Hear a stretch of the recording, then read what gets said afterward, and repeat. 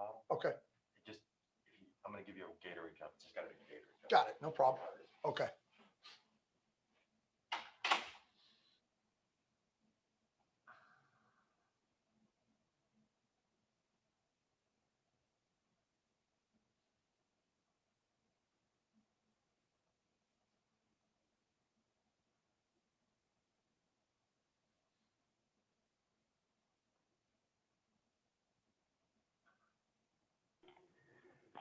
All right, Joe, if you're ready to go, we will get started here.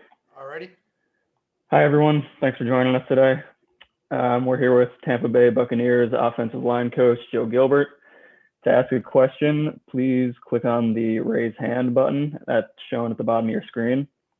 And I'll give you all a moment to signify that you'd like to ask a question. And we will go ahead and take our first question from James Palmer of NFL Media.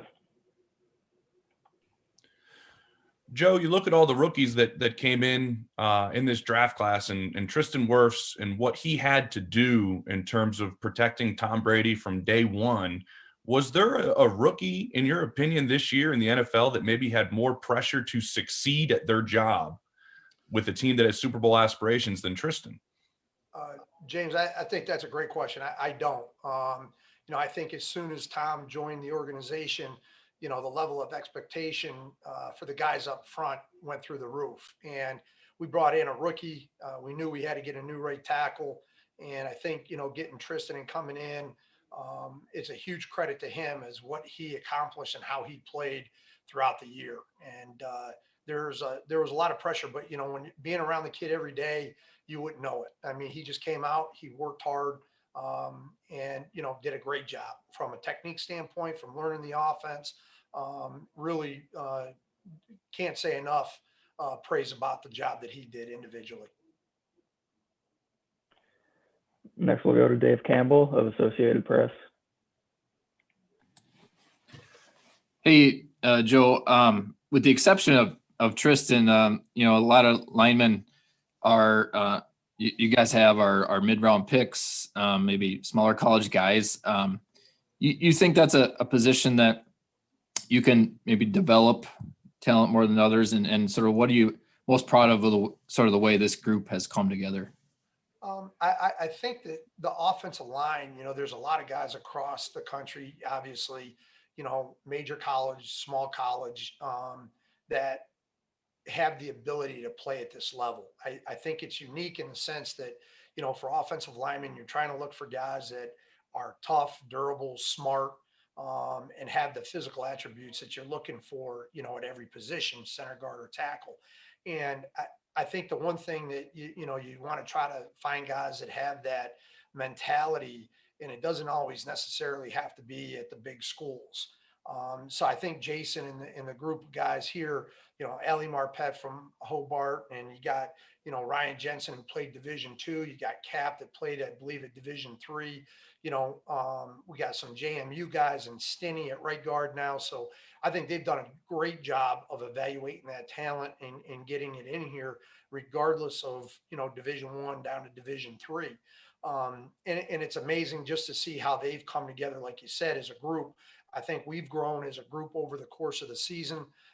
Especially, they really did a great job of bringing Tristan in. And, you say, hey, there's always that little bit of getting the rookie, acclimated or having the stuff. But I mean, hey, Tristan carried, I think, Ryan's helmet from practice into the locker room. I think that was the biggest initiation that they had him do. But it was a credit to them how they brought him into the group and really brought him along. And that was a big credit to Cap as well. Cap did a great job communication-wise with him and really helped Tristan grow as a player quickly. Next, we'll go to Tom Rock from Newsday. Joe, what can you tell me about Donovan as a player and as a person too? What kind of a kid is he? Obviously working with the tackles, Donovan is I really enjoy being around. He is a great person. Doesn't say a whole lot, he's, I know when he gets in front of the camera and all that, he's probably a little bit different, but really in the room and with the guys, he's quiet. I think he's really grown a lot this season. Him and I have had a lot of talks. There's some games that he didn't play well. But I really think since right around our bye week, going into, the playoffs, he realizes that, when he plays well, you can go back through the season. We've played well as an offense, and Tom's felt comfortable in the pocket. And that's a huge thing on him in his job. So he knows the expectations on him have grown. And I think he's grown in that sense as well.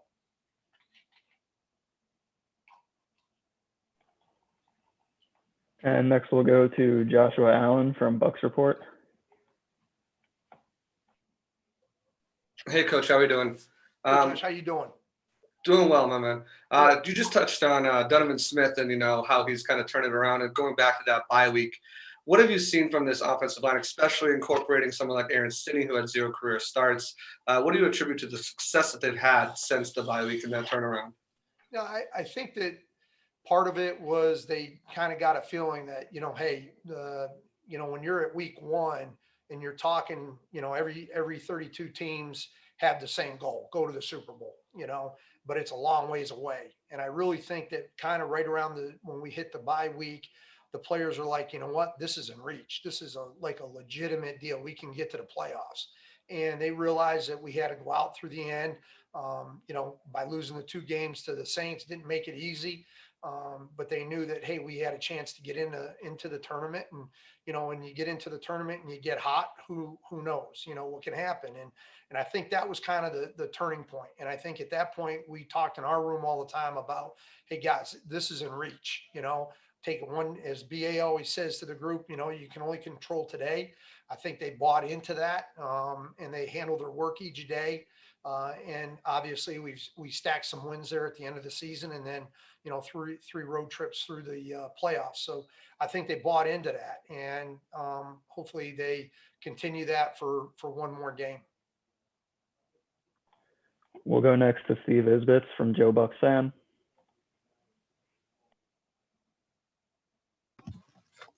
Hey, Coach, how you doing?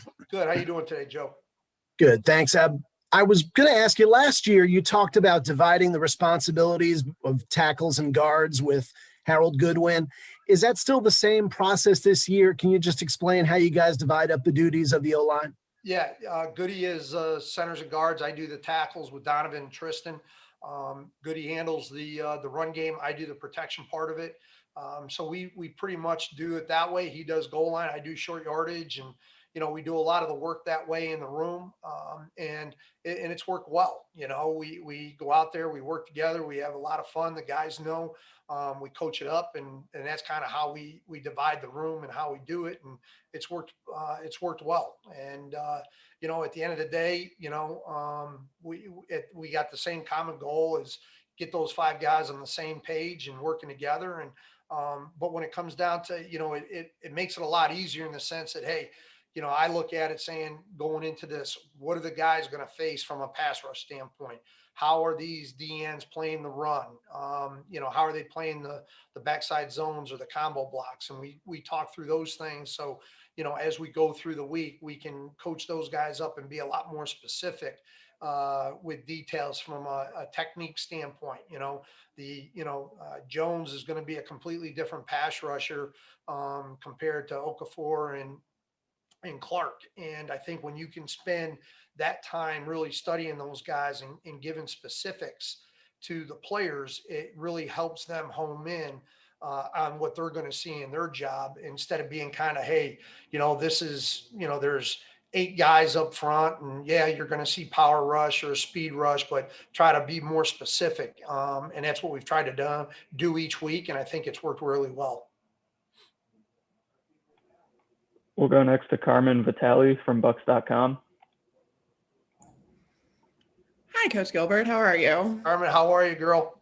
Doing real well. I was just thinking about your right tackle, Tristan Wirfs. And I'm thinking about, obviously, he's had this crazy impact, to start his career as a rookie. But with your recent experience in college, being back at the University of Arizona back in 2018, Do you see the college game kind of melding a little bit more with the NFL game, or maybe vice versa, that allows this transition to happen a little bit more? Like, are we going to see more Tristan Wirfs in the future, or is he just that much of an outlier? Because tackle is just such a hard position to develop into and to be pro ready for coming out of college. So, you know, what goes into that? And do you think we'll see maybe more of that, or is Tristan just kind of crazy? Great question, Carmen. You know, it was funny. I obviously went to the Colts in 2012, and then, you know, spent 1 year back in Arizona after 6 years, and then back in the NFL. And what was amazing is seeing how much college football had changed from 2012 to 18. And I really think that the development, obviously I completely understand that colleges have to do what they do in order to win games. And whether it's the spread offense and RPOs and all that kind of stuff. And you can see that trickling into the league a little bit. I think the thing that there's a little bit of a misnomer is, you know, the guys at this level can run as fast at D-line as the quarterbacks. Every week you're facing great players, and to put your quarterback in a position to get hit in the RPO system day in and day out for 16 straight weeks, you're not going to have that guy very long. And, you know, there's a starting quarterback for a reason. And I think that the offensive linemen in college, because with the RPO systems, they're geared toward your pass protection is really the run game. There's not a whole lot. When I went back for the 1 year, you know, yeah, third down, unless it's third and long, we're still going to run the RPO system. So don't worry about the guys being downfield, just block zone, you know. And I was kind of shocked at that. And coming from the NFL and say, hey, third down, it's drop back, you know, we got to throw the ball. And now all of a sudden you're teaching guys a lot less in college with pass protection wise. You do teach those skills. There's everybody, because they go so fast, there is not the attention to what personnel is on the grass defensively. Here are the looks. It's made simplistic in some sense at the college level. And because of that, I think development of certain positions are hurt by that, and offensive linemen being one of them. So I think the development of Tristan coming out of Iowa, which obviously, you know, runs the ball, has a little bit more of a traditional offense, similar to the NFL, especially with Coach Ferentz having an NFL background. I think that helped him tremendously to make the transition and really to excel, you know. And obviously, you know, there's 3 or 4 other tackles in the league that came out of college. And I've had a chance to watch some of them. I'm biased, but I think Tristan's performance would rank up there with the best of them. Next, we'll go to Leo Haggerty from If Sports Magazine. Coach, along that same lines, when I saw Tristan Wirfs jump out of the pool, and the big thing you look at when you're looking at an offensive lineman is, can he bend his knees? That checked that box, that checked explosiveness. This kid was the best tackle coming out, and I agree with you. Why did he last till the 4th round? And how happy are you with his performance so far after 19 games?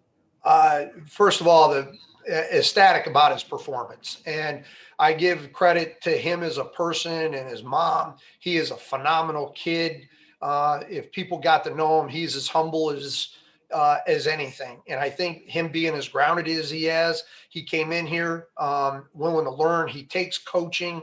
You know, we had to change some stuff up, which wasn't easy because without having the off season, there were some things there that we had to change in his stance. Some things like I just kind of alluded to a little bit about his pass pro with some issues that he would have, you know, when you evaluated him coming out of college, that we had to change. And he dove in. There was no hesitation. There was no, hey, you know, no, I'm not going to do that. He had bought in from day one, and that's just him as a person. And I think just his performance overall, I believe, you know, I go back and I say the kid gave up two sacks, I believe, one straight up to Khalil Mack and another one on a game all season. And, you know, that to him, to me, credits his performance, and we're hard on him. We come back, every week we tell him, hey, these are the things you got to improve. Here are the things you're still not doing well. And he takes it in stride. So, kudos to him as far as that goes. And when you talked about, his athletic ability and, his explosion, it continues, he's 335 pounds. Our strength coaches talk about the stuff that he does in the weight room is freakish. And, so that jumping out of the pool was no, freak thing. He still puts up numbers with the explosive tests they do in the weight room throughout the season that still just blow your mind at that size of a kid. We got lucky. I really thank God Jason and BA went up a pick to get him. And really solidified our right side at right tackle in this organization for a long time. Next, we'll go to Dave Peck from WVII and WFVX. Hi, Joe. How's it going? Good, David. I don't know where all those letters are from, but glad you're here. Too many in Bangor, Maine. Good to speak. Oh, man. Okay. Obviously, protecting Brady is huge for you guys. You're going against a Steve Spagnuolo-led defense, and he's a Maine guy too. Yep. Also the architect behind that 07-08 Giants team that had such an impact on Brady.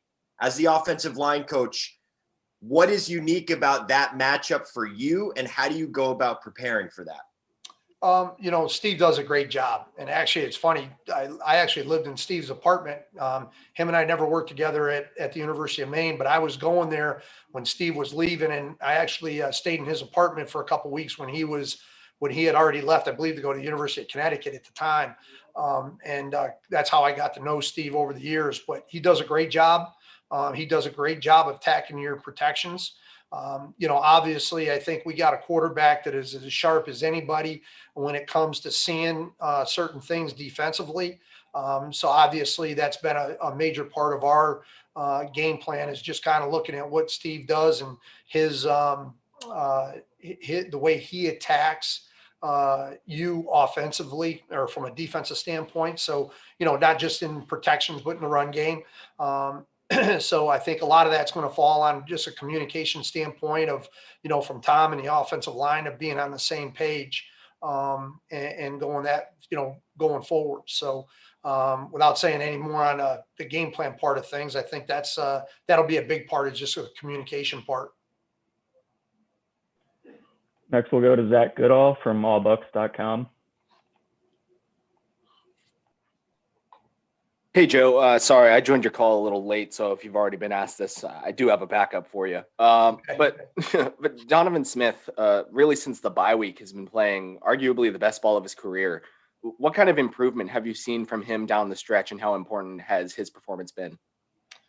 I have asked a little bit something like that, but I would just say that overall, as I said earlier, and I've talked to Donovan at length, as I said, when he plays well, we play well, and Tom's comfortable. And I think that's got to be in this case. And he's going to face a hell of a pass rusher and their defensive ends. They all are a little bit different. And I think that's one thing that a lot of people don't realize, talking about the tackles in the NFL and how important they are, because you're going to play against, 4 different, maybe 5 different guys in a game. Spags puts, Jones outside the defensive tackle, outside as a defensive end, and he's different. A lot of these guys are different, right side to the left side. So, these guys are going to play against multiple guys that give you different looks. So I think it's important for these guys, how, like Donovan, who's usually over there on the open side and Tom's backside, to be able to protect on a consistent basis. And he's done a hell of a job since the bye week. We'll go next to Steve Isbitz from JoeBucksFan.com.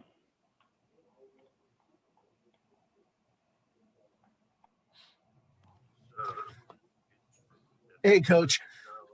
Wanted to ask you, the offensive line, 4 out of 5 starters, spent a couple of years playing with Jameis Winston. And as far as the difference with Tom Brady coming in, how would you say Brady made those 4 guys better? We've heard a lot about how he has such an impact with everybody. How did his presence make them better? I think obviously with Tom coming in and being who he is and his accomplishments, everybody in the organization, not just the offensive line, right? Everybody included, I think their expectations, our expectations, people's expectations of us, it all went up, and considerably with the offensive line, because first thing you say is, well, is if Tom can stand straight up in the pocket, he'll be all right. And, who does that fall on? Well, it falls on the offensive line. It falls on the running backs and the tight ends. And, and obviously there's more to it because you have your, receivers and all that have to be on the same page, because, whether you're in a 5, 6, 7-man protection, you can only block with the number of guys you have in the protection. The rest, is on Tom and the receivers to be on the same page. So I think it is an entire offense went up as far as when we got him. And I think that everybody realized, because, hey, here's a guy that's been proven, he's going into 10 Super Bowls, the level of their attention to detail, communication, all of that it went up, and it had to go up. And the one thing that I think people thought, oh, all of a sudden you put all this talent together, that it was just going to happen overnight. And it doesn't. It takes time for guys to get on the same page.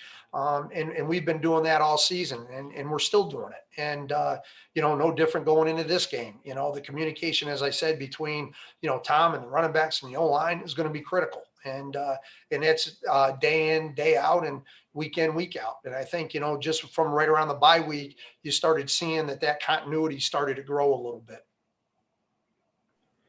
Just for everyone's awareness, Joe will be taking questions for the next 5 more minutes. We'll go next to Tommy Charsgard from Net TV 3 Sport. Hi, Joe. So we're covering the Super Bowl from Denmark, and this year we've been really pleased with watching Ryan Jensen. He has Danish ancestry, and I'm aware that he knows a little bit about it, but we like him just because he has a Danish last name. Can you talk a little bit about the mentality that he brings to the game? Because we see him as a really tough player, which seems to be a Danish attribute, if you ask us. How tough is he when you talk to him as a person in the room and so on? Ryan's great. I mean, he's a great guy, and he does have that mentality, and he knows that's his game, and there's multiple times that, Goodyear and I'll sit in, and when we talk to him about, hey, you need to do this from a technique standpoint, and he listens, and he goes, I get it, but his edge per se is his physicality, his demeanor on the field. That's his edge. And, as a coach, you never want to take that away from a guy. At the same time, that he's got to play under control and, play with technique, because that at the end of the day is going to be able to finish the job, when he's blocking some of these guys. So I think there's a fine line, a little bit. And I think Ryan knows that. And it's something that he listens to. And there's some times where, hey, he goes the other edge, where he's just playing hard and physical and gets the job done. It might not always be pretty or exactly what we want, but at the end of the day, he's had great success.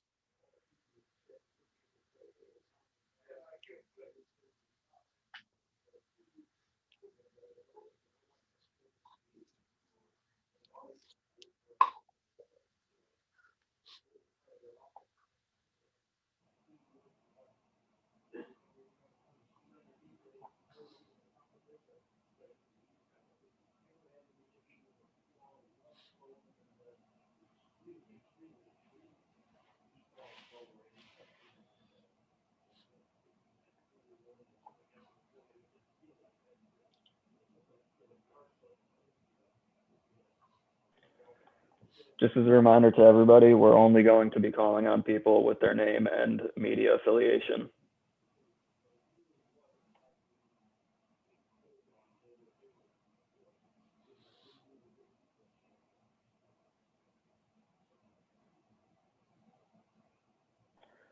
We'll go back to Tommy for one more question from Net TV 3 Sport. Yeah, so I guess no one else was raising their hand, so I'll just go again. You touched on that you scout a lot on the mental attributes for an offensive lineman. You go sometimes to the lower schools. If you had to pick out one mental attribute that is the most important for an offensive lineman, what would that be?